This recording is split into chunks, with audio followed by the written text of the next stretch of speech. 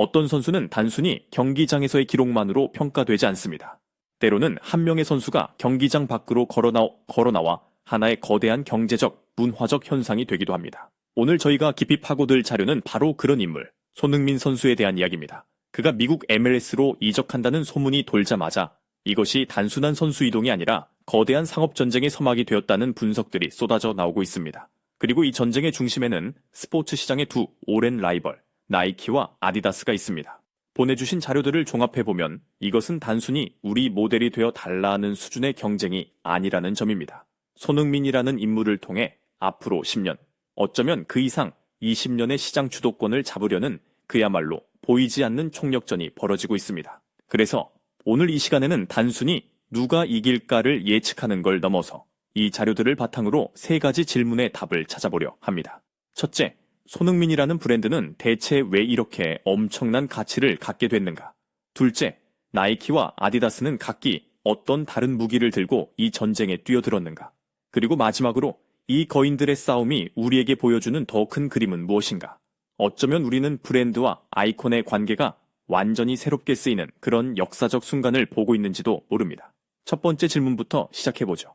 손흥민 선수가 훌륭한 선수라는 건 모두가 알지만 자료들은 그를 선수가 아니라 국가적 영향력을 지닌 경제 자산이라고까지 표현합니다. 이는 완전히 다른 차원의 이야기입니다. 대체 무엇이 그를 이토록 특별하게 만드는 걸까요? 골을 많이 넣기 때문만은 아닐 겁니다. 바로 그 지점의 핵심은 그의 가치가 경기장 안에서의 활약과 경기장 밖에서의 상징성이 단순히 더해지는 것이 아니라 곱하기로 작용하는 데서 나온다는 점입니다.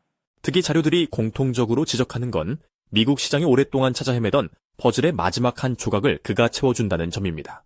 생각해보면 그동안 미국 시장의 아시아를 대표하는 글로벌 스포츠 아이콘이 있었냐고 묻는다면 사실 딱 떠오르는 인물이 없었습니다. 야오밍 선수 이후로는 이 정도의 파급력을 가진 아시아 선수가 드물었던 것이 사실이죠. 그런데 손흥민 선수는 그 빈자리를 완벽하게 채워주는 인물이라는 겁니다. 자료의 한 표현을 빌리자면 그는 깨끗하고 강하며 신뢰할 수 있는 아시아의 아이콘 이미지를 모두 가졌습니다. 이게 아이들한테는 훌륭한 롤모델, 부모님들한테는 자녀에게 보여주고 싶은 영웅, 그리고 투자자들에게는 리스크가 없는 가장 확실한 투자처라는 의미를 갖습니다. 모든 세대를 아우르는 영향력인 셈이죠. 모든 세대에게 긍정적인 감정을 불러일으키는 아주 드문 자산인 겁니다.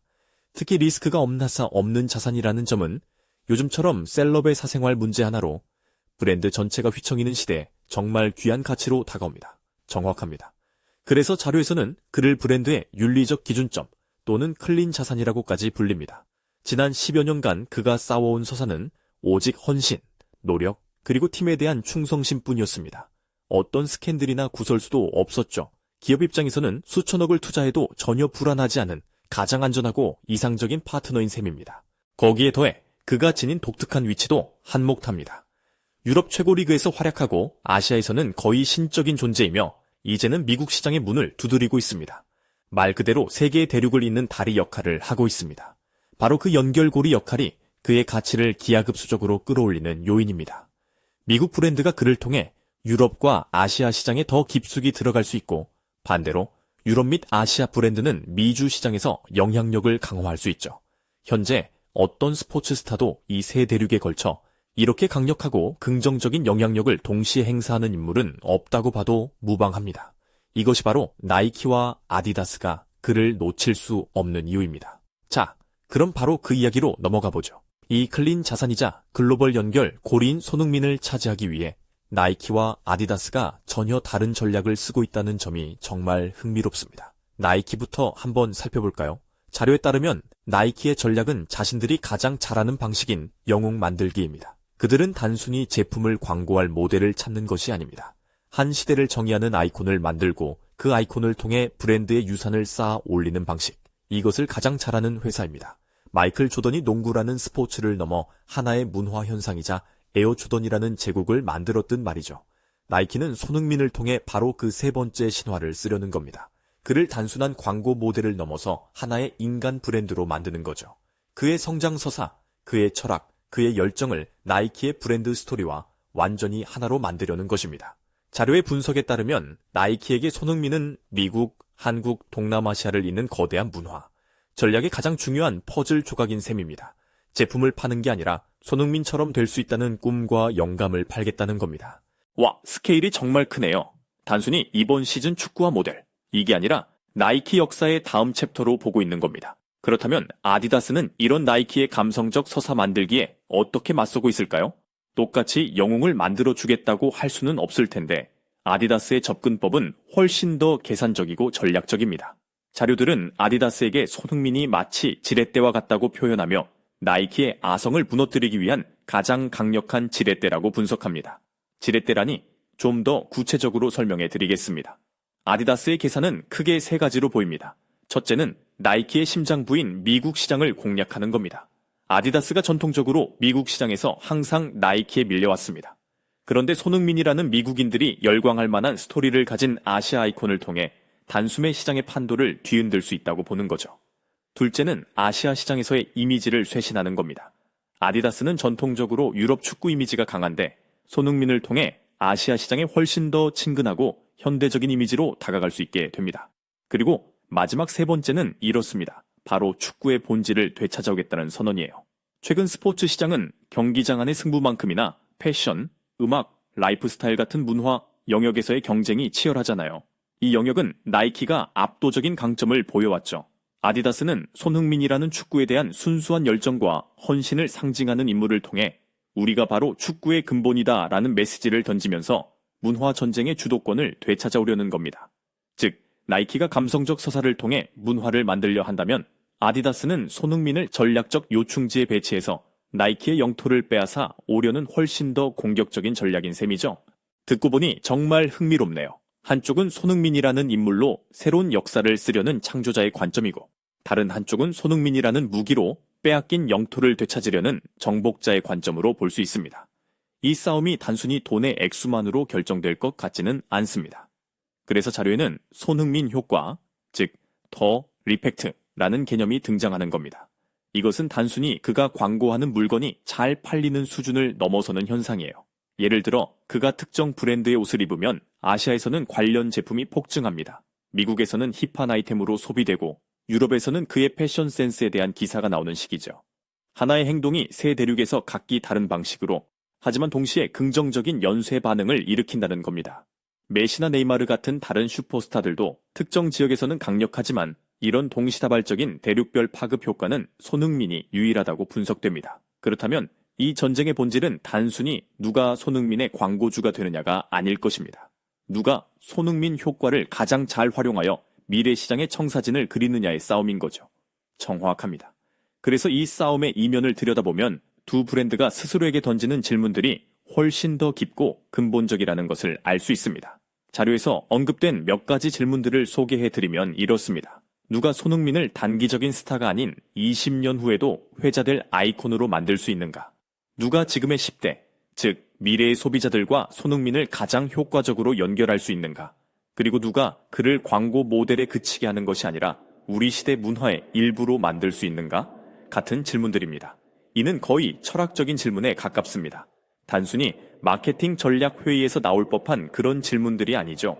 이것은 향후 10년, 20년간 글로벌 스포츠 시장의 영혼을 누가 차지할 것인가를 결정하는 싸움이기 때문입니다.